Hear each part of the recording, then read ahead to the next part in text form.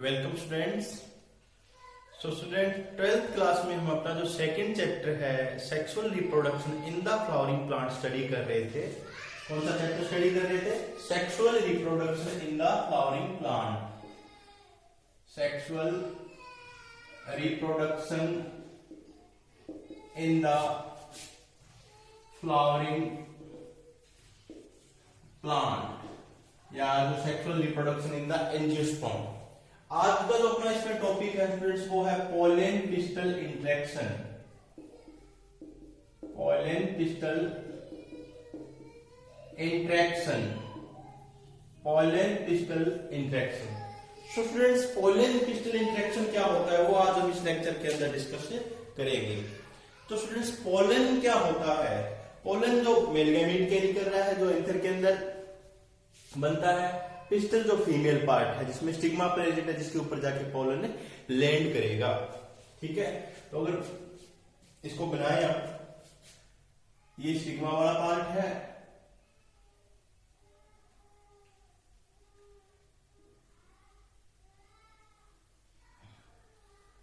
इसके अंदर क्या है आपका फीमेल गैमीट प्रेजेंट होगा। एम्ब्रियो सैक में जो अलग अलग सेल्स प्रेजेंट होती है। और इसकी बात करें तो ये मान लो क्या है, पोलन है। जो फीमेल मेल वाला पार्ट है जिसके अंदर ये एंथर है, इसके अंदर पोलन प्रेजेंट है। तो पोलन क्या करता है? पोलन यहां से यहां पे ट्रांसफर होता है। ठीक है, ये मान लो पोलन है, यहां पे ट्रांसफर हुआ है। अब देखिएगा स्टूडेंट्स, पोलिनेशन क्या करती है? पोलिनेशन सिर्फ ये करती है कि पोलन का ट्रांसफर कर दिया। अब पोलन सेम स्पीशीज से ट्रांसफर हुआ है या डिफरेंट स्पीशीज से ट्रांसफर हुआ है, ये पोलिनेशन की रिस्पॉन्सिबिलिटी नहीं होती। ठीक है, पोलिनेटर एजेंट तो ट्रांसफर कर रहा है, उसकी रिस्पॉन्सिबिलिटी ये नहीं होती कि पोलन सेम स्पीशीज से आया है या किसी डिफरेंट स्पीशीज से आया है। उसके अलावा पोलन जो स्टिग्मा पे लैंड किया है उसको स्टिग्मा एक्सेप्ट करेगा या नहीं करेगा, रिजेक्ट भी कर सकता है, एक्सेप्ट भी कर सकता है। जो एक्सेप्टेंस और रिजेक्शन का जो डायलॉग होता है उसे क्या बोलते हैं? Pollen pistol interaction. एक केमिकल डायलॉग होता है। ठीक है, एक डायलॉग होता है एक्सेप्टेंस और रिजेक्शन का पोलन और पिस्टल के बीच में, उसे क्या बोलते हैं? Pollen pistol interaction. ठीक है students, a dialogue between the pollen and pistol. ठीक है, पोलन और पिस्टल के बीच में जो एक डायलॉग होता है उसे स्टूडेंट्स क्या बोला जाता है? Pollen pistol interaction. Pistol accepts the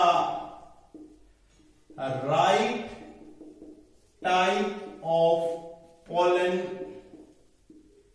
and rejects wrong type of pollen। Stigma क्या करता है? जो पिस्टिल होता है वो क्या करता है? राइट टाइप के पोलन को तो एक्सेप्ट कर लेता है और रिजेक्ट किसको कर देता है? रॉन्ग टाइप के पोलन को। ठीक है, अब आपके दिमाग में एक क्वेश्चन आएगा भी पिस्टिल को कैसे पता लगता है भी ये पोलन राइट टाइप का है या रॉन्ग टाइप का है? अब स्टूडेंट्स इसके अंदर कुछ क्या होते हैं? केमिकल फैक्टर्स होते हैं, कुछ प्रोटीन्स होते हैं स्पेशल। ठीक है, जब आपने पोलन ग्रेन का हमने जब डायग्राम पढ़ा था उसके बाहर एक लेयर होती है, कौन सी होती है? एक्साइन। और एक्साइन बाहर की लेयर कौन सी होती है? एक्साइन। और अंदर वाली कौन सी होती है? इंटाइन।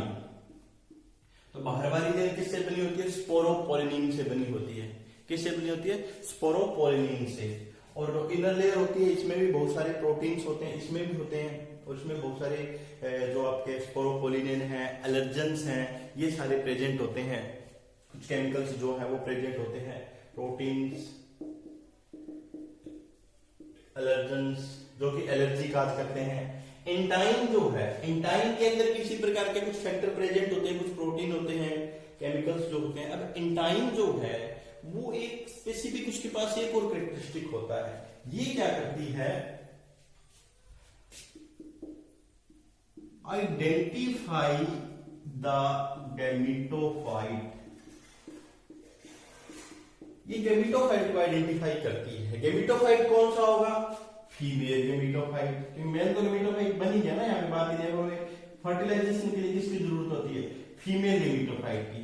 तो इसमें स्पेशल फैक्टर होते हैं फीमेल गैमेटोफाइट को आइडेंटिफाई करने की, क्योंकि इसके अंदर क्या होते हैं, इंटाइन में क्या है, पूरी जो जर्म सेल है वहां से जर्म पोर से जो पोलन ट्यूब निकलेगी उससे मेल गैमीट्स निकलेंगे, उस पॉइंट की हम बात कर रहे हैं। तो यहाँ पे कुछ क्या होते हैं, कुछ केमिकल फैक्टर्स होते हैं। तो इस डायलॉग को हम क्या कह सकते हैं, एक केमिकल डायलॉग होता है। यहाँ पे कुछ केमिकल फैक्टर के बेस के ऊपर ये डायलॉग डिपेंड करता है। बहुत सारे केमिकल फैक्टर इसके अंदर स्टूडेंट्स होते हैं जो पोलन को या तो एक्सेप्ट करते हैं या रिजेक्ट करते हैं। ठीक है, अब जो मेन इसके अंदर अगर हम पॉइंट एक बात करें तो वो होता है, अगर आप थोड़ा जेनेटिकल पॉइंट ऑफ व्यू पे अगर इसके ऊपर हम चले जाए, जेनेटिकल पॉइंट ऑफ व्यू में अगर स्टूडेंट्स हम जाएंगे इसके अंदर, तो जेनेटिकल पॉइंट में स्टूडेंट्स एक यहाँ पे बात जो मेन जो यहाँ पे पॉइंट आएगा वो है स्पीसीज का। एक तो है सेम स्पीसीज, एक है डिफरेंट स्पीसीज। डिफरेंट स्पीसीज, तो स्टूडेंट्स हमें जेनेटिकल पता है डिफरेंट स्पीसीज से कोई भी पोलन अगर स्टिग्मा के ऊपर आता है तो उसको वो एक्सेप्ट नहीं करेगा, क्योंकि अलग अलग स्पीसीज के बीच में तो फर्टिलाइजेशन नहीं हो सकती ना, इंटरेक्शन नहीं हो सकता, सेम स्पीसीज का ही करेगा। अब सेम स्पीसीज में कुछ पॉइंट्स अलग होते हैं। अब सेम स्पीसीज में भी कोई जरूरी नहीं भी सेम स्पीसीज के सारे पोलन ग्रेन को एक्सेप्ट कर लिया जाता है, ऐसा नहीं होता। इसका रीजन ये होता है क्योंकि बहुत सारे प्लांट चाहते ये हैं कि वेरिएशन आए। ठीक है, क्या है, वेरिएशन आए। मान लो सेम प्लांट से भी है, सेम प्लांट से अगर पोलन ट्रांसफर होता है वो भी एक क्रॉस पॉलिनेशन कह सकते हैं हम, या आसपास का कोई प्लांट है उससे पोलन ग्रेन स्टिग्मा के ऊपर लैंड कर रहा है, स्पीसीज सेम है, वो भी क्रॉस पॉलिनेशन है। बट कई बार क्या होता है, प्लांट जो क्या चाहता है, वो ये चाहता है भी बहुत ज्यादा वेरिएशंस आए। तो बहुत ज्यादा वेरिएशंस के लिए बहुत दूर से कोई जो काफी जो वेरिएबिलिटी उसके अंदर ज्यादा होती है, उस प्लांट से अगर स्पीसीज से वो वेरिएबिलिटी हो सकती है। हम ह्यूमन बींग्स हैं, हम हमारे अंदर सभी के अंदर अलग अलग वेरिएशन तो है ना। स्पीसीज तो हमारे सभी की होमो सेपियंस है, सेपियंस स्पीसीज के हैं, बट हमारे सभी के अंदर वेरिएशंस हैं, अलग अलग हैं, तो वो भी उनके अलग अलग वेरिएशन आ सकती है। तो दूर से कोई अगर कोई पोलन ग्रेन आ रहा है जो कि काफी वेरिएशन दोनों प्लांट के अंदर, स्पीसीज सेम है बट दोनों प्लांट के अंदर क्या है, वेरिएशंस काफी है, तो उस पोलन ग्रेन को भी एक्सेप्ट कर सकता है या आसपास वाले प्लांट के पोलन ग्रेन को छोड़कर, क्योंकि प्लांट क्या चाहता है, वेरिएशन। क्या चाहता है स्टूडेंट्स, वेरिएशन चाहता है। तो वेरिएशन चाहेगा, वेरिएशन करनी है तो वो क्या करेगा, उसको एक्सेप्ट करेगा। अब अगर हम बात करें इसके अंदर डिफरेंट स्पीसीज की, तो डिफरेंट स्पीसीज में स्टूडेंट्स आपको पता है किसी प्रकार का कोई चांस नहीं होता। ठीक है, डिफरेंट स्पीसीज से कोई भी फर्टिलाइजेशन या आगे जो फॉर्मेशन होती है वो नहीं होगी। अब देखिएगा स्टूडेंट, उसके अलावा सेम स्पीसीज में एक और दिक्कत आती है। देखिएगा, हमने पढ़ा था self incompatibility, self incompatibility. Students, species खुद नहीं चाहता भी उसके अंदर कॉन्टिन्यूस सेल्फ पॉलिनेशन हो। अगर जो सेल्फ पॉलिनेशन करता है उसके अंदर तो होगी, बट ज्यादातर प्लांट क्या करते हैं, क्रॉस पॉलिनेशन करते हैं। तो बहुत सारे प्लांट सेल्फ इनकम्पेटिबल हो जाते हैं, वो कंपेटिबल नहीं होते। सेल्फ इनकम्पेटिबल हो जाते हैं, वो सेम जो प्लांट है या आसपास का जो प्लांट है उसके पोलन को वो एक्सेप्ट नहीं करेंगे। उसे क्या बोलते हैं, सेल्फ इनकम्पेटिबिलिटी, मतलब सेल्फ पॉलिनेशन को वो रोकते हैं। वो भी किसको, वो भी एक पॉइंट है पोलन पिस्टल इंटरेक्शन का।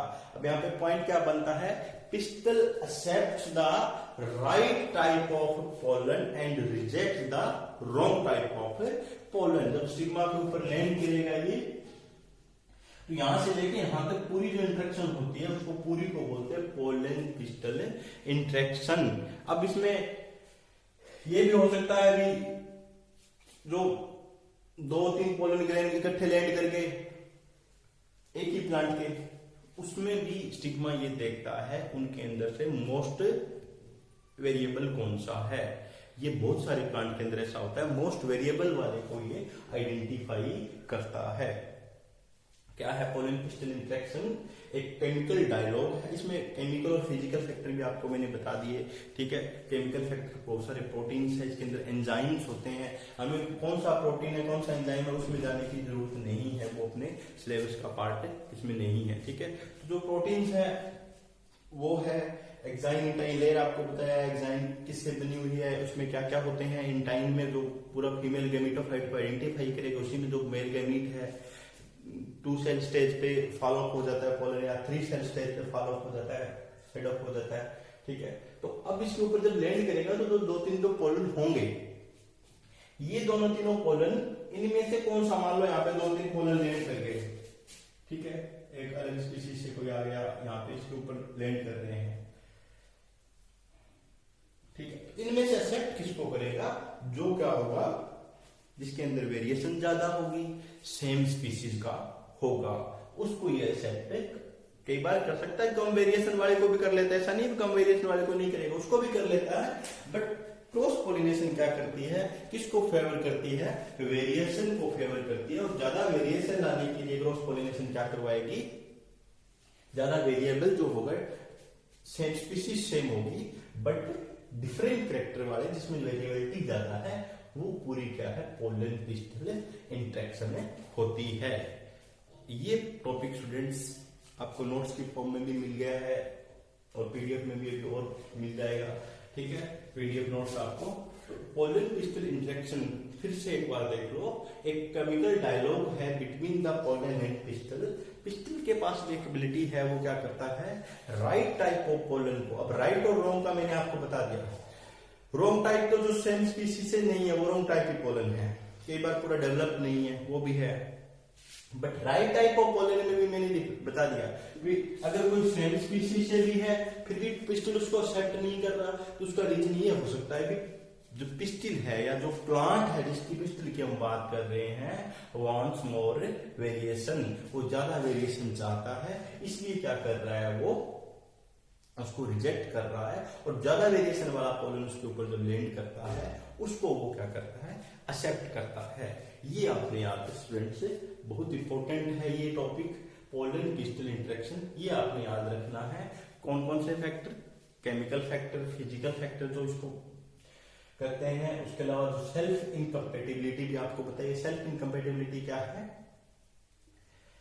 सेम जो स्पीशीज होती है सेल्फ पोलिनेशन को रोकते हैं वो, ताकि जो इनब्रीडिंग डिप्रेशन है, बहुत सारी जो चीजें जिसमें वेरिएशन नहीं आ रही है उनसे बचा जा सके, तो उसके लिए सेल्फ इनकम्पेटिबल भी बहुत सारे प्लांट हो जाते हैं। वो भी किसको फेवर करते हैं? क्रॉस पोलिनेशन को, और उसमें भी पोलन पिस्टल इंटरेक्शन होती है। पिस्टल सेम को वो एक्सेप्ट नहीं करते, बहुत सारे प्लांट क्या हो जाते हैं, सेल्फ इनकम्पेटिबल हो जाते हैं। तो ये स्टूडेंट्स पोलन पिस्टल इंटरेक्शन, तो ये टॉपिक आपने आज स्टडी करना है। Okay students, thank you.